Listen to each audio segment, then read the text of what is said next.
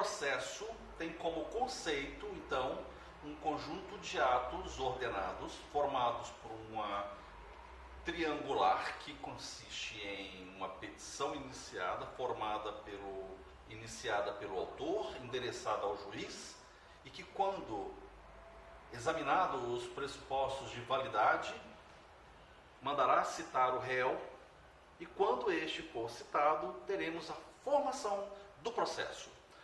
Então, o momento de nascimento do processo é quando se formam o triângulo processual. Esse acontece quando o réu é citado. Ok? Vamos falar então em procedimento. Processo é o conjunto de atos ordenados que objetivam chegar a uma solução final formado pelo triângulo autor, juiz e réu. O procedimento é como que andam esses atos pré-ordenados, como que se dá o caminho do processo, qual é a forma dele, o procedimento dele. Ele tem como característica a sumariedade. Ele pode ser um procedimento ordinário, ele pode ser um procedimento especial. Ele pode seguir o rito especial ou o rito comum. Rito processual, por exemplo, não mais temos essa nomenclatura no atual Código de Processo Civil.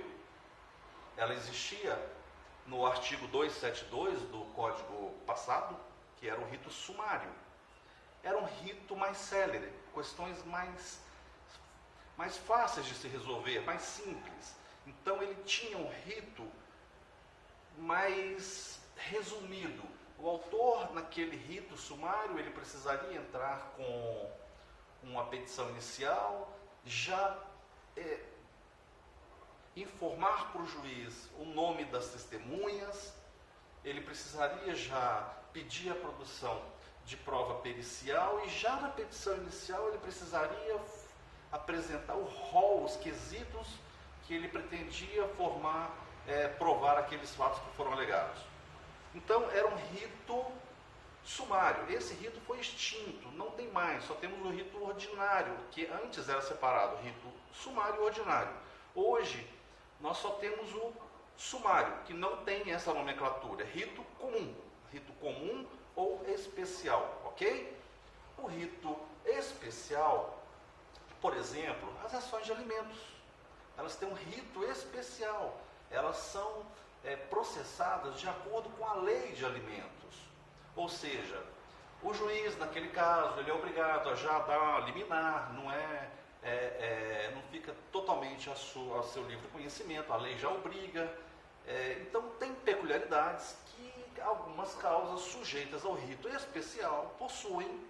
Tá? O processo de execução, por exemplo, que ele tem um andamento, o réu ele é citado para pagar a dívida no prazo de 3 dias, ou seja, é diferente do rito comum.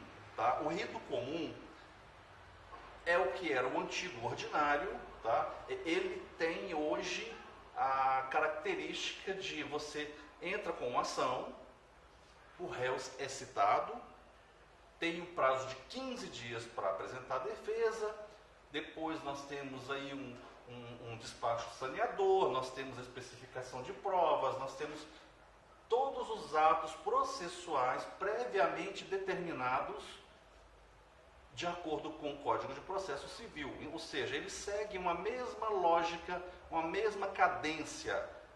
Ele sempre vai iniciar-se agora com a designação da audiência de conciliação, não tendo conciliação, 15 dias para apresentar a contestação. Na contestação, pode ser que tenha réplica, o juiz, após, vai resolver as questões colocadas em preliminares, vai sanear o processo, vai estabelecer os limites de prova, que vai abrir vista para as partes especificarem as provas que serão produzidas para esclarecer os pontos controversos, uma audiência de instrução e depois alegações finais e sentenças. Esse é um rito comum. Tá? Isso é típico de qualquer processo, desde que não seja o rito especial. Temos ainda das questões que são colocadas. Há aí uma divergência doutrinária, se seria um rito especial, se seria um rito comum.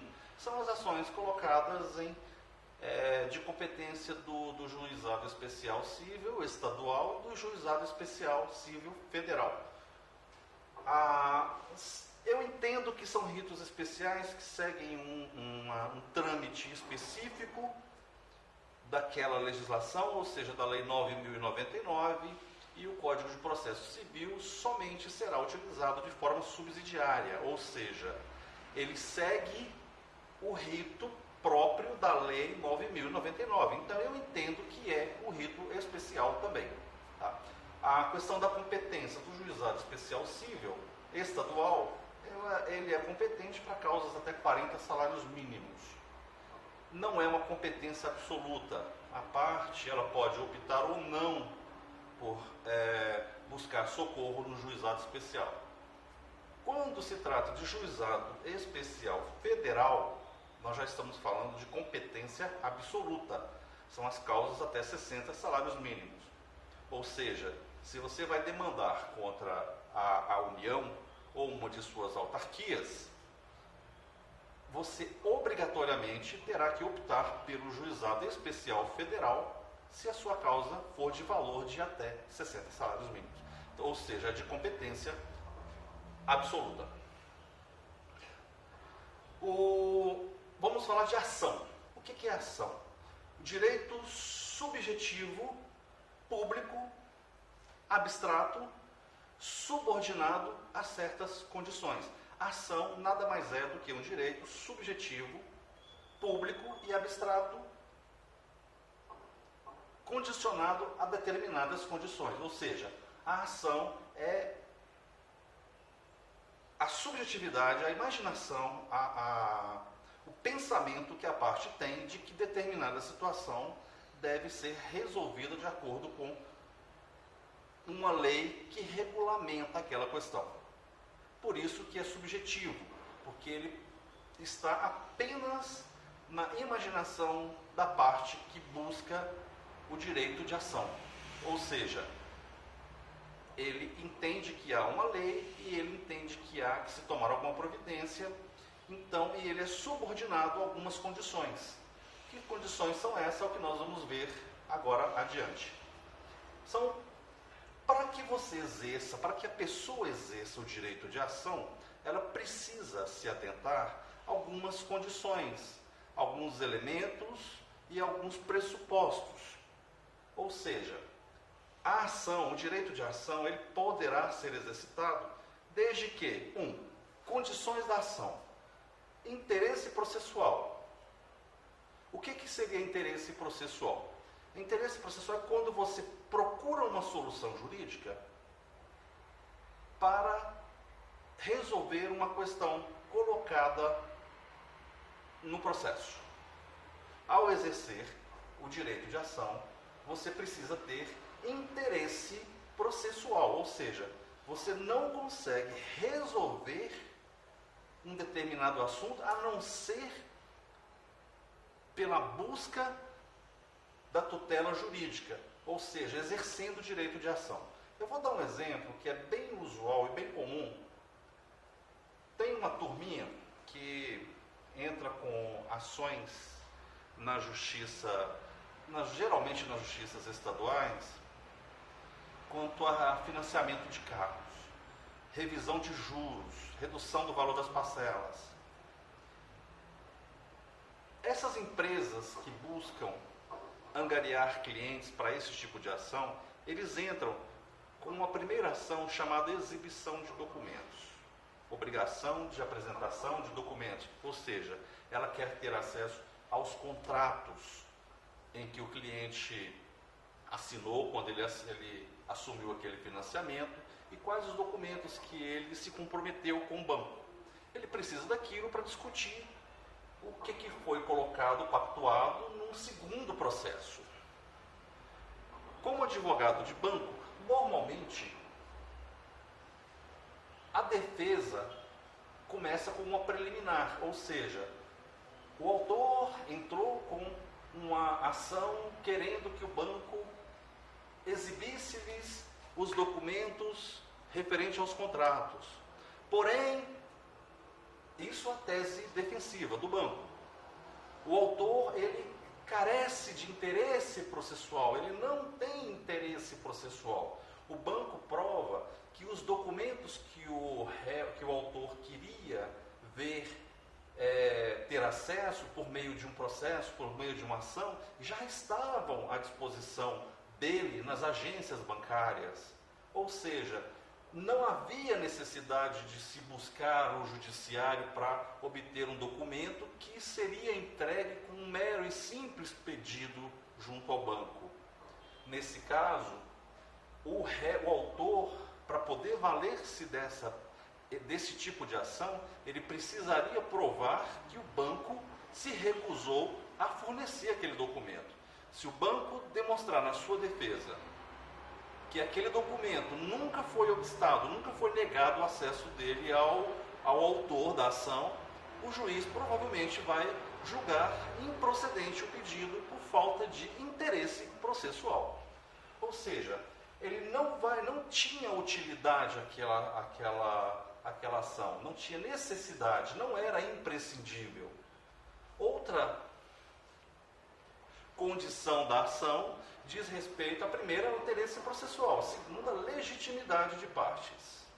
Se foi a minha esposa quem fez um financiamento junto ao banco, eu, mesmo que seja o marido dela, eu não tenho direito de propor uma ação contra o banco para exigir que o banco me apresente um documento em nome dela, ou no caso, retornando ao nosso assunto da ação de despejo, se o contrato de locação foi firmado em nome da minha mulher, eu, como marido, não tenho legitimidade para entrar com ação de despejo em nome dela. Quem tem que entrar com ação é a locadora, a pessoa que firmou o contrato. Por mais que seja minha mulher, minha filha, não tenho legitimidade, ou seja, é uma das condições da ação a legitimidade de parte. Essa questão nós vamos ver adiante, que a legitimidade é diferente de representação, é diferente de... O procurador é uma coisa, a legitimidade de parte é outra. Nós vamos separar bastante esses institutos, e como vocês verão adiante. Enfim, somente o titular, aquela pessoa que figura de forma inequívoca como titular do direito, tem direito de estar em juízo para requerer que seja aplicado o direito no caso concreto. Isso aí é uma regrinha que está no artigo 18 do Código de Processo Civil, que diz que ninguém pode pleitear em nome próprio direito alheio. Ok? Quais são os elementos de uma ação? Primeiro, vamos só fazer uma recapitulação. Condições da ação: interesse processual, legitimidade de parte. Quais são os elementos da ação? Partes, causa de pedir e pedido. Partes, que é autor, réu. Causa de pedir, que são os fatos e os fundamentos. O que foi que aconteceu? E qual é a lei que prevê a solução para aquele caso? E o pedido, qual é a providência que você quer?